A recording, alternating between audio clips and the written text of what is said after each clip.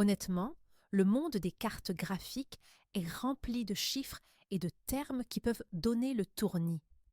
Mais aujourd'hui, on va simplifier tout ça. D'abord, pourquoi a-t-on besoin d'une carte graphique? Pourquoi le processeur CPU ne peut-il pas tout faire?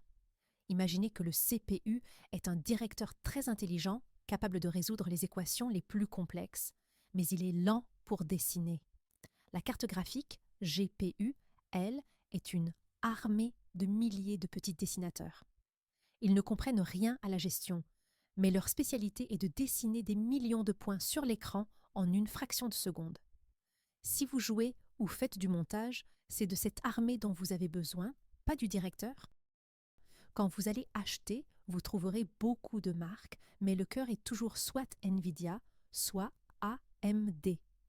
Chez Nvidia, les chiffres ont une signification. Les deux premiers chiffres indiquent la génération, comme la série 40, et les deux derniers indiquent la gamme.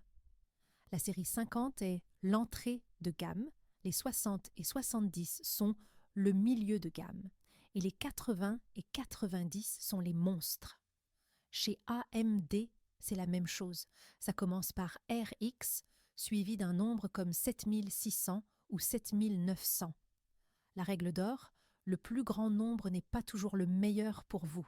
Parfois, une carte haut de gamme d'une ancienne génération est plus puissante qu'une carte économique récente. Le plus grand piège pour les débutants est la quantité de VRAM, comme 8 gigaoctets ou 12 gigaoctets. Les gens pensent que plus ce chiffre est élevé, plus la carte est puissante. La réalité, la VRAM est votre table de dessin. Si la table est immense mais que le dessinateur est lent, ça ne sert à rien. Une grande mémoire est importante pour jouer en 4K ou faire du rendu 3D lourd, mais pour jouer en 1080p, 8 gigaoctets suffisent largement pour la plupart des jeux.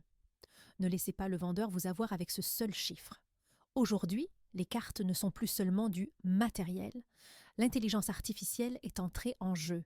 Nvidia a le DLSS et AMD a le FSR.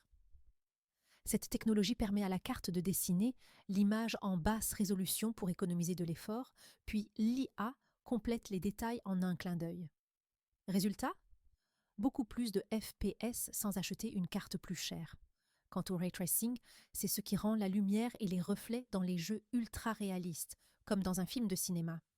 Pour résumer, si vous avez un petit budget et aimez le sport, la série 50 ou 60 est suffisante. Si vous voulez jouer au dernier jeu avec une excellente qualité, visez la série 70. Et si votre budget est illimité pour le futur, les séries 80 et 90 sont faites pour vous. Au final, une carte graphique est un investissement. Choisissez celle qui convient à votre écran et à votre budget. Si cette explication vous a aidé, n'oubliez pas de liker et de vous abonner et dites-moi en commentaire quelle était la toute première carte graphique de votre vie.